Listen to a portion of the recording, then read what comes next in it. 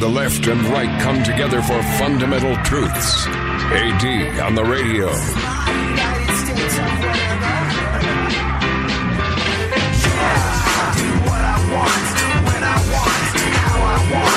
Every day you're going and working, running that rat race, and that pace and that place will leave a bad taste for anyone, everyone working down. So, it was a swelteringly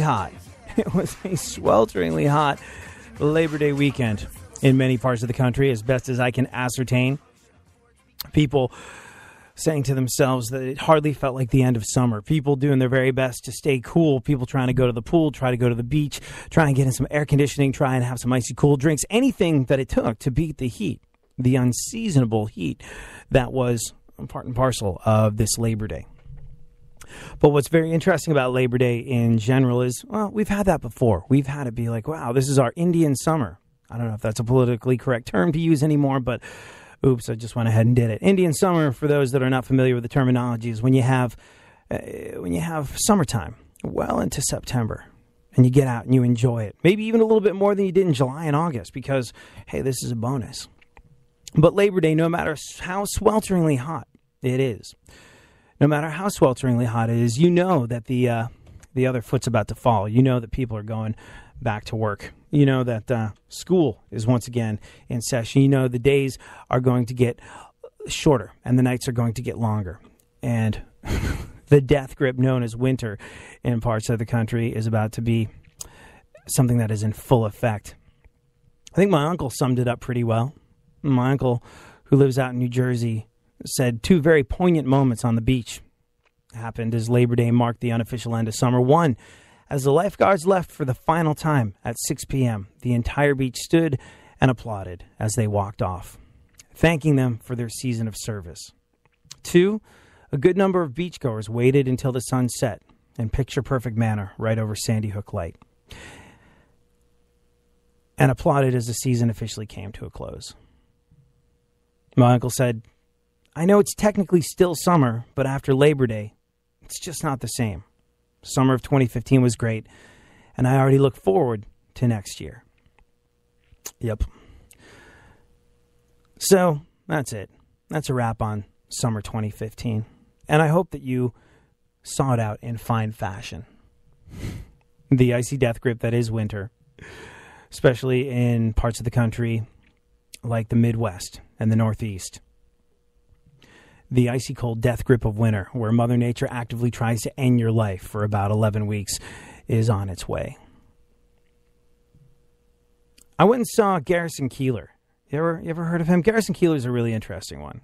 He's like this American author and a storyteller, humorist, I suppose. A guy on the radio is how I know him.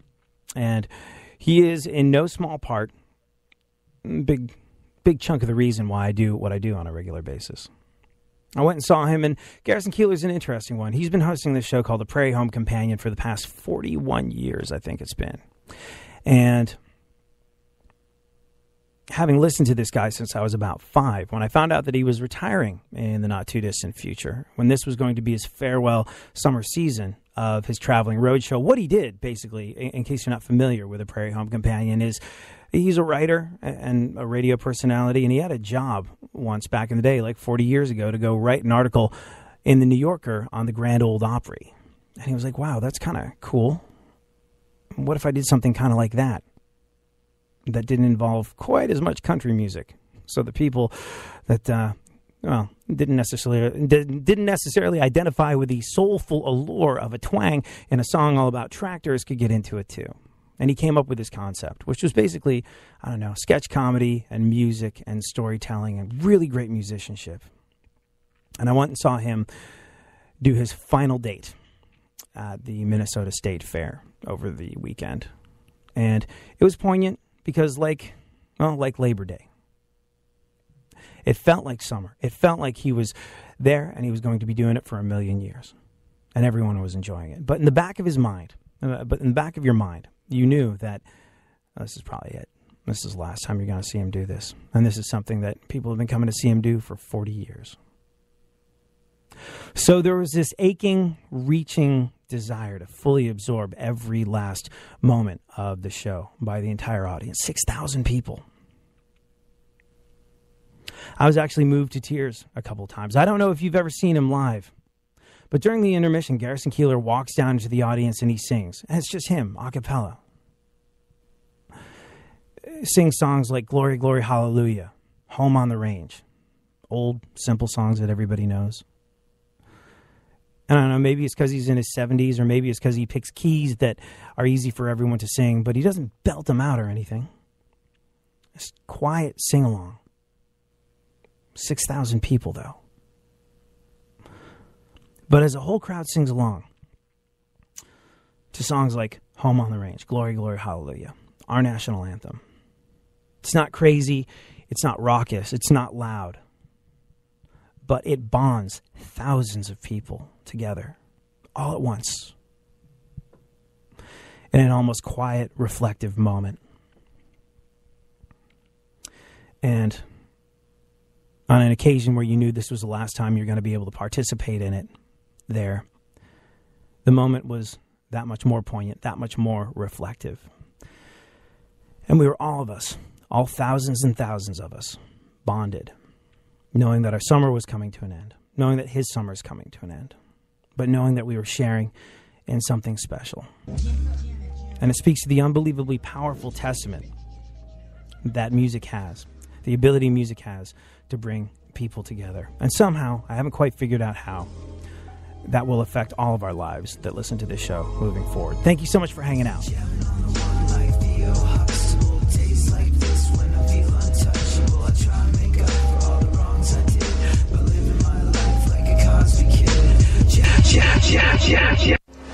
iHeartRadio puts the spotlight on AC/DC.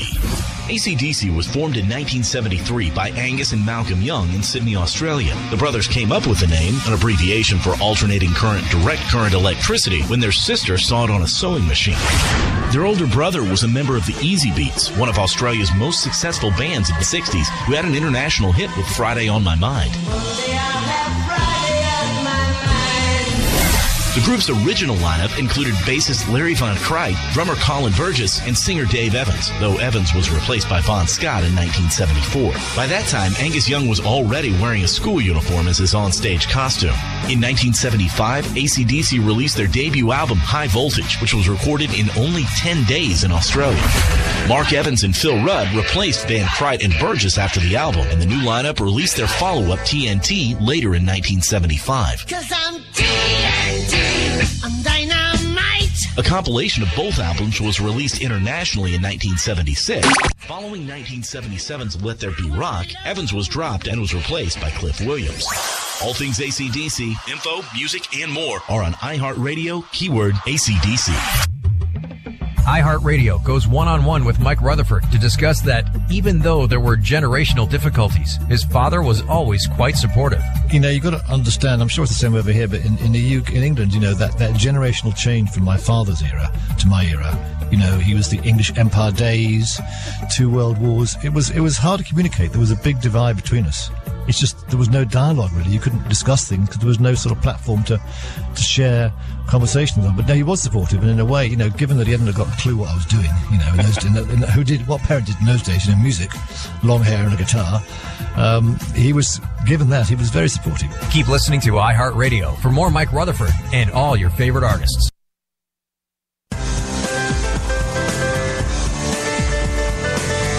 Like most kids from a privileged white upper-middle-class suburban background, for a significant portion of his childhood, he was pretty convinced he was down. AD on the radio. Yeah, oh, let's go.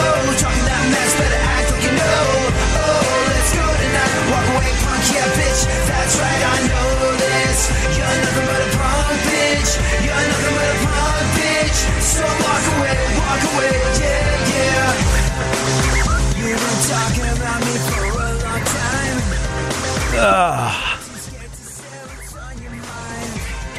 That Kim Davis broad was interviewed by ABC. I'm just seeing this now. She opened up about why she's been altering marriage licenses yet again, saying that marriage licenses are not valid in God's eyes if they're for a same-sex couple. Oh, God. You know what? That's a whole other show. the level of hypocrisy that is involved in this. It's just this thing where you can conveniently twist whatever passage of the Bible to support whatever the hell you wanted to support. It's totally possible. It's totally doable. And people that are going to play holier than thou. There's actually a passage in the Bible that supports this. Let he, or, she, who is without sin, cast the first stone. Now, if we're talking biblical sin, this woman, Kim Davis, between the divorces and the constant adultery while she was in her marriages, is, in no position to be casting stones. You know what? This is just a whole show in and of itself. So we will skewer this idiotic whore tomorrow. Probably. Right now, though, let's turn our minds to lighter things. What's going on in the world, Funkhauser? Well, 80 on the radio news time. I have no idea. It doesn't matter. How are you? Didn't you go to some sort of She Hollywood Hills wine and cheese event last night? Yeah, I have ties with some wedding people for some strange reason.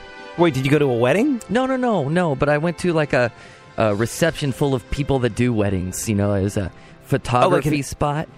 Oh, like an expo? Yeah, everybody was showing off the dessert trays and the band. Everything was available for your wedding party, but it was people in the business of bridal things. People selling their wares, we can. Yeah, but it was more of a networking event because I didn't see anybody trade business cards at all. Everybody was just around the wine. I've played one of those before, many, many years ago when I was still in high school, and I used to supplement my allowance by playing jazz in hotel lobbies mostly, but occasionally playing wedding receptions and things like that. I remember playing one of those, I played drums in one of those things where we did a bunch of jazz standards in the hopes that someone would hire us to play their wedding, and they did, so it all worked out. But see, you told me last night, you're like, I'm going to this thing with free food and music, and I was like, oh, that's kind of cool. And did you take Canadian Jane, the girlfriend? I took the Canadian. And you know what her first question was? What? What's that thing around the drummer? That plastic. Oh, yeah. Drummers are too effing loud, so they put this plastic noise gate around them. If you ever see that sort of clear plastic wall around the drummer, that's because the bass player's like, this guy's too effing loud. I'm going to stab him because he can't control his volume. Can we put a wall up between me and him? It's sort of like a Donald Trump-esque division. He wants to build along our southern borders between a bass player and a drummer, where it's this guy's too loud. Yeah.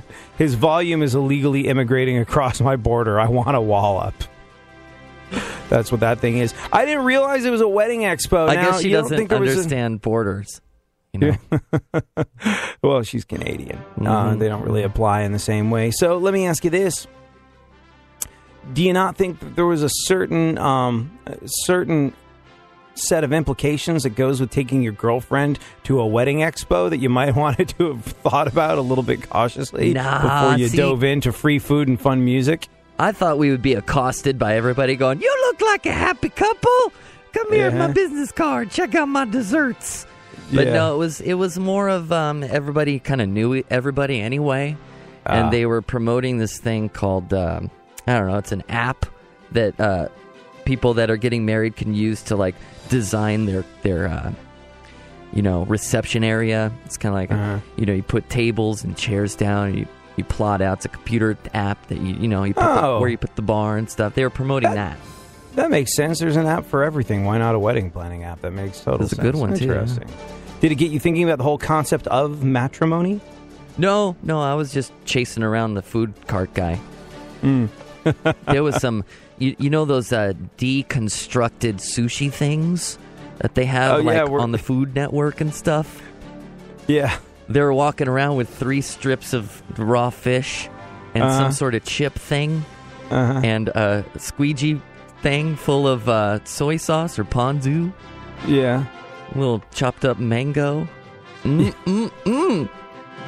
I love the whole sort of like fad in fancy food where like, what's this? It's deconstructed. Well, it looks like you didn't finish rolling the sushi. It's deconstructed. And it's sort of like the lazy person's guide to being a snobby gourmand. It's sort of like, oh, this is deconstructed. You mean you couldn't be bothered to finish it? And my favorite part, though, was the wall of donuts. Ooh. There's a wall with like those... Now, there's a wall I wish someone would build. Go on. You know those little dowels they stuck in there? Kind of like, those ping pong games. Yeah. They took that and they put donuts on them. So it was like a display of elegantly looking donuts, up on the wall. Roll by and take a donut off the dowel? Yeah. Nice. Pick a hook and there you go. Were they fresh donuts? Were they making them there? Oh, yeah. Everything was fresh. Oof. All right. To the news, Funkhauser. Brian Williams returns to TV tonight, covering the Pope's visit for MSNBC. Yep, Brian Williams back up in the game. I think he would have returned sooner, but he was busy battling ISIS, running Apple, and winning the Iditarod. Go on. Yeah, wasn't he in the presidential thing, too? I think Williams hopes that the Pope will find time to hear his confession for all those Ninth Commandment violations. Forgive me, Father, scholars. for I have sinned. Yeah. Is there an exaggeration commandment? There should be after him. Go on. Andrea-bocelli. Turns 57 today.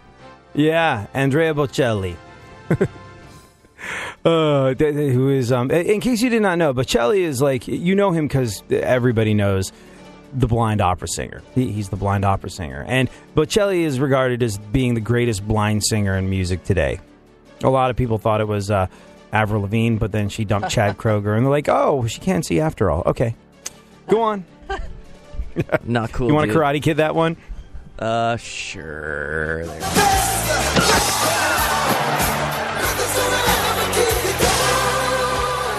With prejudice. With prejudice? Really? Yeah, you can do better there. You had to find the button. Yeah. I do.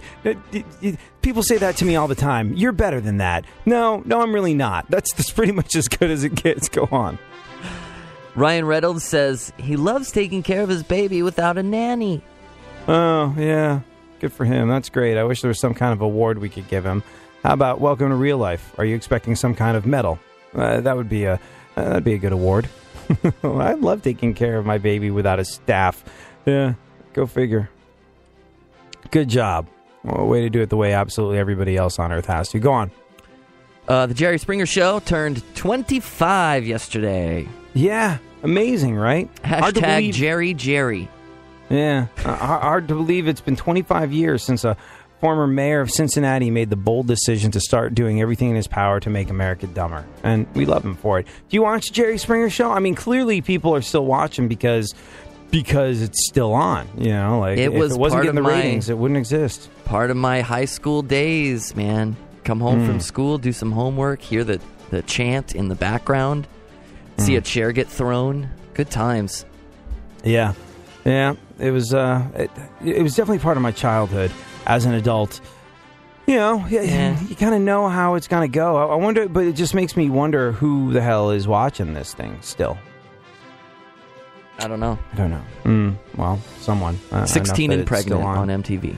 Probably. I actually like Jerry Springer. I enjoy Jerry Springer. I think he's an interesting dude. Did you go see the Jerry Springer movie in the 90s? No. Oh, wait. I think I had that on VHS. Yeah, no, I went to the theater and saw it. It was good, and therein my interest in Jerry Springer ended because it's been the same show for 25 years. But whatever, go on. The Paul McCartney says he now realizes that his band Wings was a lot better than he thought. Oh, McCartney says his other band after the Beatles, Wings, was better than he thought. I guess it's true what they say. The hearing is the first thing to go. That's uncalled for. That's uncalled for. Hey, not cool, man. Not cool. I sort of dig the Wings. There's a certain amount of 70s schmaltz that I wasn't into, and the thing about Wings is... iHeart is shining the spotlight on Wings right now. Look out. Are they? Well, you are. Are they the Are they the progenitors of something? Could have been. The thing about Wings is when you kind of isolate Wings on its own, it holds up. Band on the Run is a great song. Live and Let Die is an amazing song. But everybody compared it immediately to the Beatles. And, well, if you'd never heard the Beatles before, you go, Wings are awesome. But if you had been familiar with his previous work, the Beatles, which everyone in the universe is, of course, yeah, really? This is what you're going to do directly afterwards? I don't know. And John Lennon's solo music, well, it's sort of like, what are you going to do about that? You know, he's got Imagine, which is one of the greatest songs of all time. And also, he was martyred in his death. So Wings will always pale in comparison to what the other Beatles did after the Beatles broke up. Do you like solo George Harrison? Yeah. I got my mindset I'm more on you. my sweet Lord. Hallelujah. Can't sing anymore. That's it. No. 5 bars. The implication was good. Go on. The Rock and his girlfriend are expecting a baby. Congratulations, Dwayne The Rock Johnson, on not firing blanks. Your girlfriend is with child. He should name his kid Oscar. It's about as close to one as he'll ever get. Go on. Michael Bay and Mark Wahlberg will return for the next Transformers movie. Yeah. Also returning for the next Transformers movie, complete lack of plot. It's hard to watch. Have you watched many Transformers movies? Man, I tried to, but it looks like it has an Instagram filter on the whole damn thing. It really is kind of gives you a bit of a headache. The overusage of CGI is almost to a point of obscenity. And I only saw the first one, maybe a little bit of the second one, and also I made the crucial error of watching at home on TV. Which, big screen TV, but still, when you have that much going on a screen, if it's not spread out across a big screen, it's going to give you a headache. And those movies did. And also, it's just like, man, I go back to these movies all the time. The Godfather movies. Godfather movies were brilliant and beautiful. Well, that's a you problem, not a me problem. But Godfather movies were brilliant and beautiful in their simplicity. If the Godfather movies had been made in 2015, they would have called for bigger and larger explosions and more graphic, bloodier scenes, and people would have been kung fu fighting in midair, Crouching Tiger, Hidden Dragon style. And the whole thing about the Godfather movies is it is absolutely arresting storytelling told in a way that is limited by the technology of the time. So you really had to have an unbelievably strong narrative unfold. And you really had to have just absolutely arresting dialogue. And you really had to have the art of storytelling absolutely implicitly. The integrity of the storytelling had to be implicitly maintained throughout the Godfather movies. Otherwise, it just wouldn't have worked because they didn't have the special effects to fall back on. They didn't have the CGI. They didn't have all the stuff that every single movie relies on in this day and age to get made and to get people in the seats. And you know what? I wish folks like Michael Bay making movies about my beloved toys, the Transformers, would just act as if they didn't have all that stuff. Write an amazing movie, figure out an incredible storyline, execute that flawlessly, then add in all the visual stuff that is, without a shadow of a doubt, incredible to look at, but without the plot and without all of the above is a tiresome bore. This is USA Headline News. I'm Melody Burkett.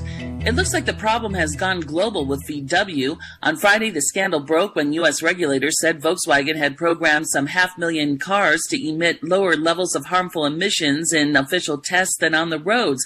Now, VW is admitting the problem is much bigger, saying internal investigators found discrepancies in 11 million vehicles worldwide. Shares in Volkswagen stocks are plunging, with a third of the value of the group wiped out in 2 days.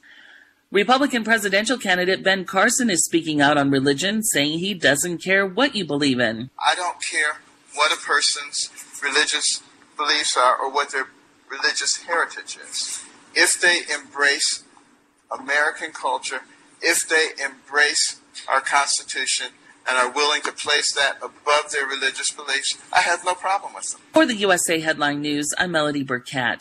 Bad credit card debt happens to good people. Credit card companies lure you in with low introductory rates or low minimum payments, and before you know it, you owe thousands of dollars in credit card debt. It has happened to millions of good people just like you. But here's the good news. Thanks to a powerful program now approved, anyone with $2,000 or more in credit card debt can cut their credit card payments up to half and even reduce or eliminate interest charges altogether. That's right. Our nationwide nonprofit program is helping U.S. residents cut their credit card payments. Call 800-991-6376 now. The call and information are free. Credit Guard has helped over 500,000 people with their credit card debt, and now we can help you. Call 800-991-6376 to see how this powerful nonprofit program can work for you. Bad credit card debt happens to good people. Get free of credit card debt today. Call 800-991-6376. That's 800-991-6376. Again, 800-991-6376. Was trending. In the NFL, Week 2 came to a close on Monday night in Indianapolis, where the Jets beat the Colts 20-7. Not a good game for Indianapolis quarterback Andrew Luck, who struggled. He turned the ball over 4 times. He had 3 interceptions and a lost fumble. Continuing to shoot ourselves in the foot with penalties and turnovers. And if we don't clean those up, it's hard to win. Todd Bowles, in his first season with the Jets, now off to a 2-0 start, while the Colts are 0-2 now to start the season. Dallas Cowboys quarterback Tony Romo will not have surgery for a broken left collarbone, but he's still expected to miss about 8 weeks. New Orleans Saints quarterback Drew Brees reportedly has a serious shoulder injury. He could miss several weeks, although the Saints have no comment on that report. In baseball games of note, Cardinals beat the Reds 2-1, Pirates over the Rockies 9-3, and the Cubs down the Brewers 9-5. So check the NL Central race. St. Louis still's in the lead by 4 games on Pittsburgh. They've also got a 6-game lead on Chicago. I'm Eddie Garcia. We are Fox. iHeartRadio puts the spotlight on Peter Frampton. Born in Beckenham, England, Peter first became interested in music as a 7-year-old, mastering the guitar by age 10 and playing in a band called the Little Ravens, which played on the same bill at school as George and the Dragons, a group including David Bowie. By 16, Peter had been recruited to be the lead guitarist and singer in The Herd, scoring a handful of British teeny bopper hits. Peter was named the Face of 1968 by the UK press. He was well on his way. By 1969, 19-year-old Peter formed Humble Pie with ex-Small Faces singer and guitarist Steve Marriott.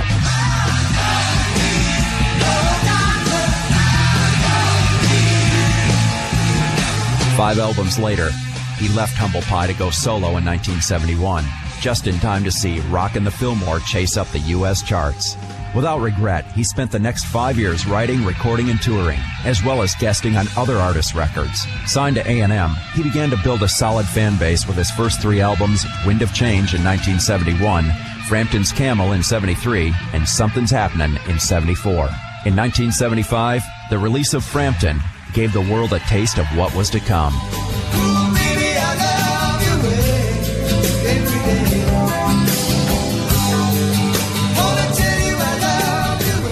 Keep listening to iHeartRadio for more Peter Frampton and all your favorite artists. There's a monster under my bed. For a child with asthma, monsters are everywhere. There's a monster in my bathtub. Something as innocent as a teddy bear or a bath toy could trigger their next asthma attack. Here are ways to help. Freezing stuffed animals to kill dust mites. Drying bath toys to prevent mold. Learn how to end your child's asthma attacks at noattacks.org or call 866-NO-ATTACKS because their next breath is in your hands. Brought to you by the EPA and the Ad Company.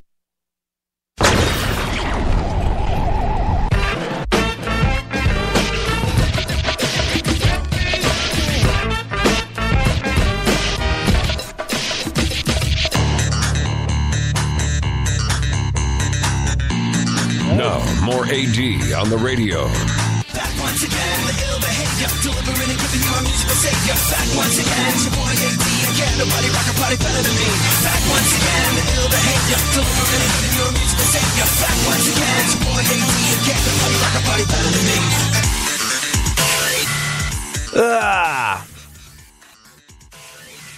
So, yeah, Kim Davis back in the news.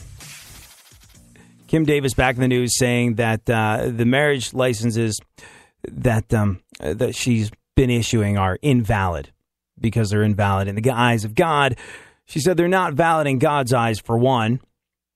She says her Christian beliefs prevent her from issuing marriage licenses to same-sex couples. She was released on the condition that she not interfere with the issuance of marriage licenses, and she's interfering again. And she said, I'm good at my job, and my constituents elected me, but my main authority that rules my life is the Lord. Oh, yeah, but, that's not a professional obligation. That's your one-on-one relationship with God. And with regard to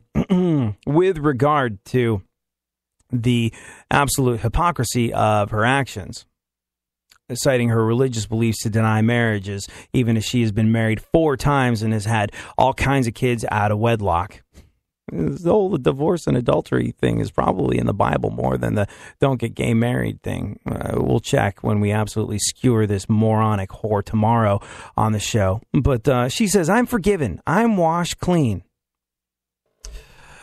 Okay. In the spirit of observing people who are casting stones without being free of sin, we'll talk a little bit about the Hillary Clinton casting of stones without being free of sin with regard to Donald Trump and an allegedly Muslim president.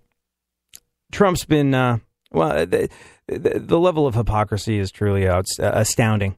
Not as astounding as the whole Kim Davis thing, but the level of hypocrisy is truly astounding. And by the way, remember that whole I stand with Kim thing that we did on the show? In theory, still kind of feel very similar about the process by which she needs to be defended in terms of her civil rights and in terms of the civil rights that were granted to her by the civil rights movement back in the 70s. These things are written into law in terms of allowing people to get out of doing things that are part of their job within reason if it's in a direct conflict with their religious beliefs. That is her legal right given to her by a civil rights law in the 70s. But, if she is going to take an ethical, moral, and religious stance on the whole thing, well, then she deserves to burn, and tomorrow we're going to burn the witch at the stake. Anyways, go on. Let's. What else is going on in the news, Funkhauser? Kendra Wilkinson. She says she was a lesbian in high school. Yeah, shocking. I think Kendra Wilkinson made it to high school. Go on. What are you trying to say there? I married a sports person. According to Ben Carson, America is not ready for a Muslim president. According to Ben Carson. Yeah. And yet, according to every other Republican candidate for the past 7 years, we've had one. Go figure. More about Ben Carson. He's doing well at the moment, right? He's closing in on Donald Trump in some Republican polls. Yeah, Ben Carson doing well. Ben Carson closing in on Donald Trump in Republican polls. So, for a change, I guess black is the new orange. Better copyright that. Yeah, I probably should. Go on. A Halloween company is selling a sexy Donald Trump costume. Yeah, like we're supposed to believe it's possible for Donald Trump to get even sexier. Yeah, right. Go on. Donald Trump is writing a book about his presidential campaign, obviously. Do we know what it's called? I don't know, do we? I don't know. What would you call it? Donald Trump's book about his presidential campaign. Bible continued. The book of books. The Blowhard's Guide to Becoming President. Oh, no, wait, I got it. Men are from Mars. Women like Carly Fiorina have dog faces. That's probably it. Go on. Scott Walker is dropping out of the Republican presidential race. Yeah, he totally ran out of money and no one liked him. Yeah.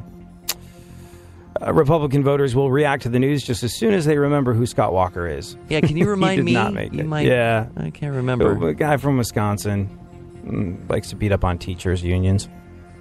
Oh, the guy with the face that kind of looked like Wisconsin? It's has a haircut in the shape of Wisconsin. Yeah. Now he has to decide whether to keep his $14 in campaign donations or if he should give it back to his supporter. Go on. It's on his Starbucks card somewhere, so we're cool. Yeah.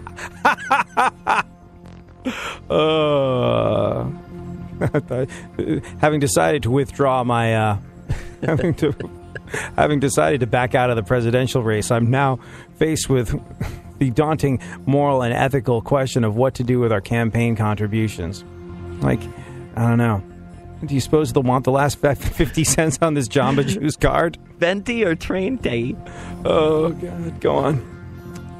An Australian woman burned her boyfriend's penis with a flat iron because he cheated on her. Yeah. By the way, for leaving a man with a burning sensation, she was made an honorary Kardashian. Have you ever, did you ever go through a horrifically ill-advised emo period in your life? I know what bands you listened to in the early 2000s. I'm going to guess at some point a Flatiron. Was that really sad? Yeah. Did you ever do that thing, that emo thing where you wore girl pants and then you had a haircut that made it look like there was a truck going by you doing 50? Did you ever do that? No, sort of. I wore the plaid and pretended to be Silver Lake, and when I played Fallout Boy, I flat ironed my hair. Yes, you flat ironed your hair. Only when you played Fallout Boy? Yeah, during that era. Yeah, I was also not immune to incredibly poor fashion choices, and I did flat iron my hair like maybe twice in my entire life, and it was weird looking. I looked at it, I was like, yeah, that's not for me, clearly. But I did manage to burn my face with one of those things, and the idea of that touching my junk is not cool. Yeah, creepily arousing. Like Theo Huxtable, days like this when I feel untouchable, I try and make up for all the wrongs I did by living my life like a Cosby kid, jamming on the one like Theo and Stevie. iHeartRadio puts the spotlight on Tom Petty. Thomas Earl Petty was born October 20th, 1950 in Gainesville, Florida. When he was 10 years old, Petty met Elvis Presley on the set of the film Follow That Dream. That meeting, plus seeing the Beatles on The Ed Sullivan Show, stoked his interest in rock and roll. Petty formed his first band, Mudcrutch, in 1970, featuring guitarist Mike Campbell and Ben Mod Tench on keyboards. They moved to L.A. and signed a record deal in 1974, but only released one single, Depot Street, before breaking up the next year. In 1976, Petty, Campbell, and Tench joined with bassist Ron Blair and drummer Stan Lynch to form Tom Petty and the Heartbreakers. Their self-titled debut was a hit in Great Britain, and American Girl would later go on to become a radio hit.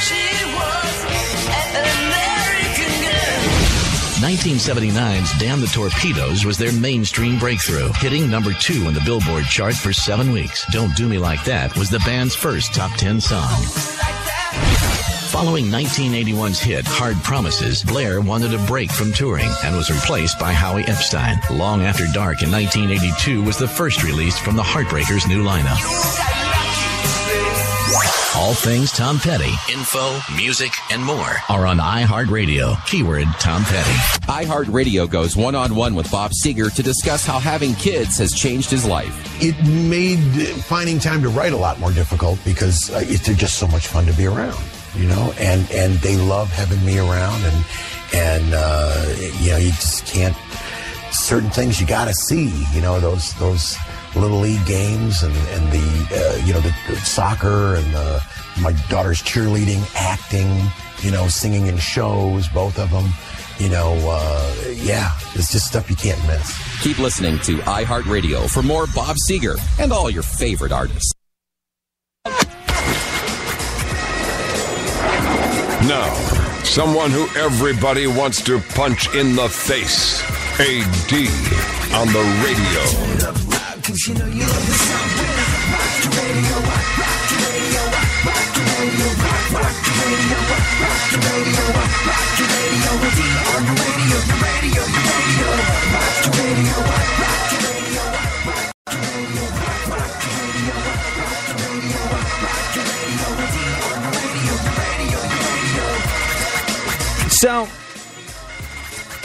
the media have spent the last few days all up in arms because Donald Trump didn't challenge a man asking him a question at a campaign event when that man said that Obama is a Muslim. And he didn't bother correcting him or saying, well, we don't know that or any of that.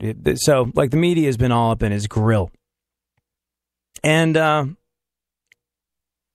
Well, the Hillary Clinton response to that, where she identified a chance to exploit a dent in the Trump armor, someone who could be a very real, potentially damaging candidate for her to run against. She went after it. She went with gusto, and really shouldn't have, given what she did in 2008. What did she do in 2008? Do you remember? We'll get into it in just a little bit. Right now, though, Funkhauser, let's roll through what remains of the news. What else has been going on in the world? You mean the one last piece of news I have? Hold on. Just one? I think so. Yeah. Oh, no, a couple. Princess Kate got a new haircut. Can you imagine? She's hot. I'm sorry. She's hot for a British chick. You know, there's this stereotype. Is that racist? She's hot for a British chick. There is a stereotype of English food and people being kind of gross. And as someone that grew up in England, I can honestly say, false. British chicks are just as hot or not hot. I went to Ireland. As Americans. Irish chicks are hot. See? They don't like Americans? Canadians, though. I wasn't an American when I went. I was a Canadian. Wait, That's what they told you. But what? Well, you were Canadian once? No. I went to Ireland, and anytime somebody asked me where I was from, I said Canada. Why? Because I guess I was in a part of town that did not like Americans. Right. Like Northern Ireland, I guess. You didn't want to get car bombed? Well, my friend's like, hey, right, here's what you do, right? When we go to the kicking donkey, you have to tell everybody you're Canadian, or else they'd punch you. Kill you. Yeah.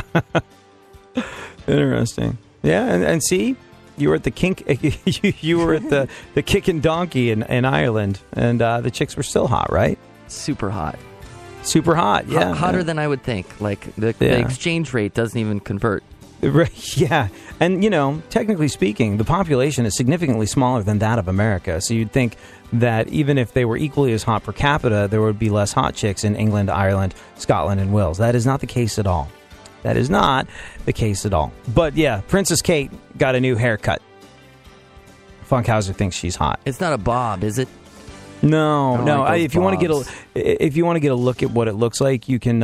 If you want to see Princess Kate's new haircut, you can Google famous bangs and just scroll past all the pictures of Kim Kardashian and Pamela Anderson. Yeah. Chris Christie says he's against recreational marijuana use. Yeah. I think his real fear, though, is that all the pot smokers will create a pizza shortage. And then where does that leave him? Nowhere at all. Stuck on a bridge somewhere. That's where it leaves him. Yeah. So, credit where credit is due on this one. MSNBC's Joe Scarborough knocked it out of the point by pointing out the absolutely obvious.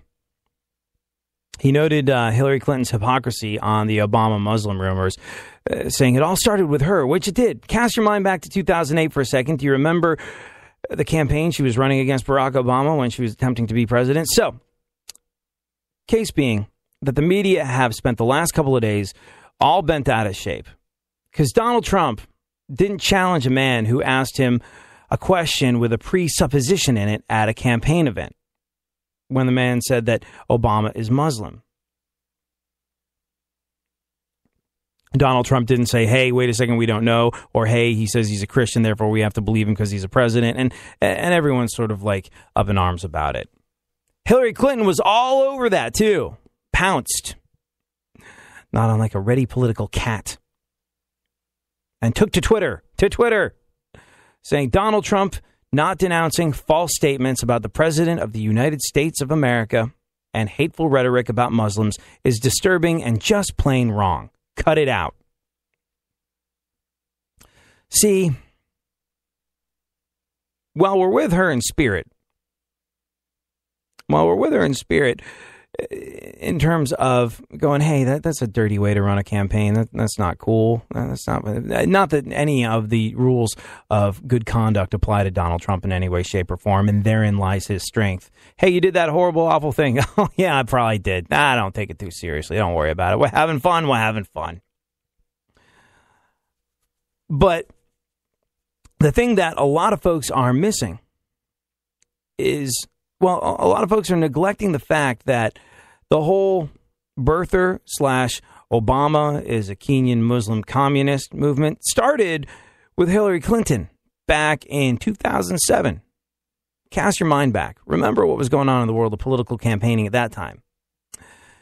You remember that photo of Obama that was circulated? He was on a diplomatic trip to Kenya, and he was wearing a turban. Who's responsible for that picture being circulated? Hillary's team. Yeah, it's true. Also, back then, do you remember she was on 60 Minutes? And she was asked whether she believed Obama was a Muslim. And she said, as far as I know, he's not. Which is, 10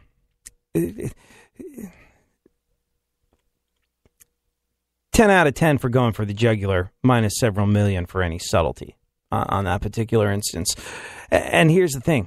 Joe Scarborough actually pointed it out. He said it was rich this weekend for Hillary Clinton to come out and criticize anybody for spreading the rumors about Barack Obama when it all started with her and her campaign passing things around in the Democratic primary. Rich, this started with Hillary Clinton and it was spread by the Clinton team in 2008, which, of course, it was.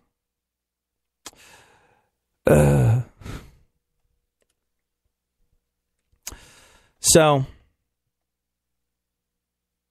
in terms of running campaigns that are devoid of hypocrisy, I think here's what politicians are counting on: short memories. Donald Trump, I think, has gotten it right. Donald Trump continues to get it right in a lot of ways. By just going, yeah, that probably was me, whatever. Yeah, I did say that. It's not what I think now. You can't be held to absolutely everything that you've thought over your entire lifetime or everything that you've done over your entire lifetime. Nobody's calling Barry Funkhauser, super producer to the stars, on the fact that he used to straighten his hair while playing Fall Out Boy records in 2007. Not cool. But in 2007, Hillary Clinton was running a hit piece on the Obama campaign by circulating a picture of him in a turban. And yeah, what she was doing then goes a little bit deeper than changing your mind about something. It goes a little deeper than switching parties the way Donald Trump did. It goes a little deeper than... It runs a little deeper than having a change of heart or thinking something or having been presented with a new set of facts and readdressing how you feel about a situation. That's laughable, and it's kind of shameful because it is 100% hypocritical. And it's a move that counts on the stupidity and forgetfulness of the American public.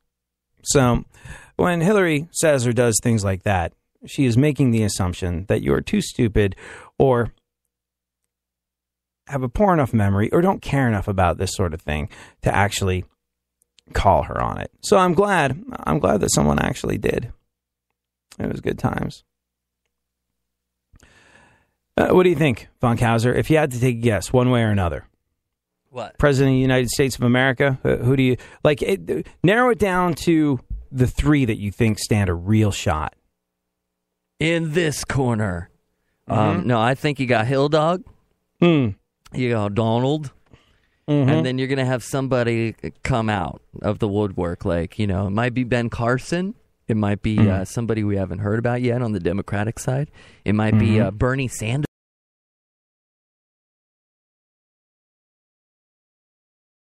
Top 5. There you go. That's fair. That's fair enough. I wonder about all these. Look, there's a new poll that comes every 5 seconds, and they slice and dice things in different ways. But The frontrunners for the GOP at the moment, there's a common thread that runs through all of them, and that would be Ben Carson, that would be Donald Trump, and that would be Carly Fiorina. And that common thread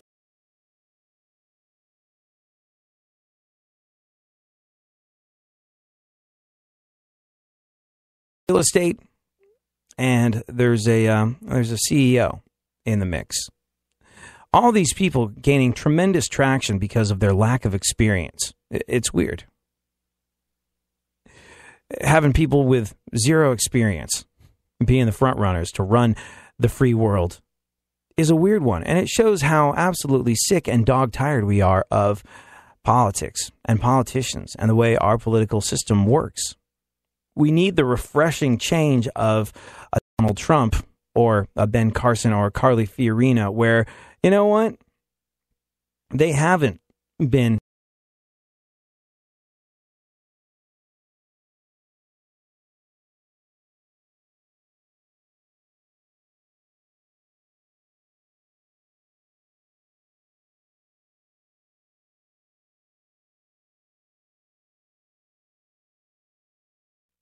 you with no experience. Take a shot at it.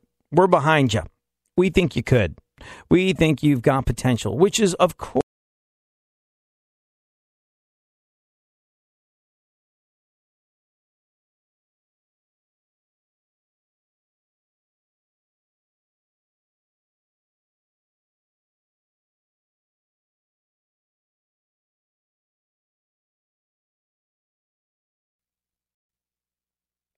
probably been in some very sticky situations and managed to escape them.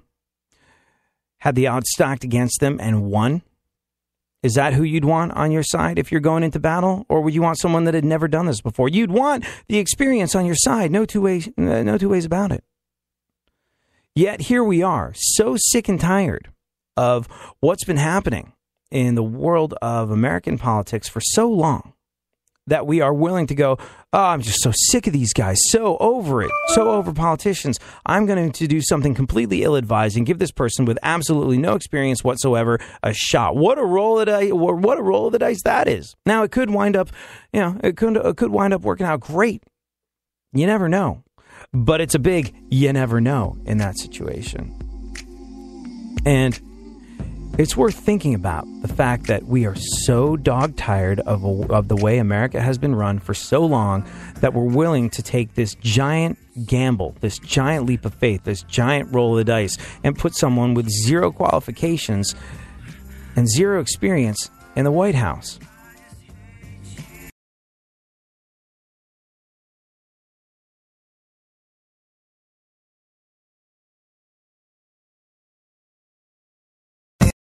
People the benefit of the doubt even when they don't deserve it.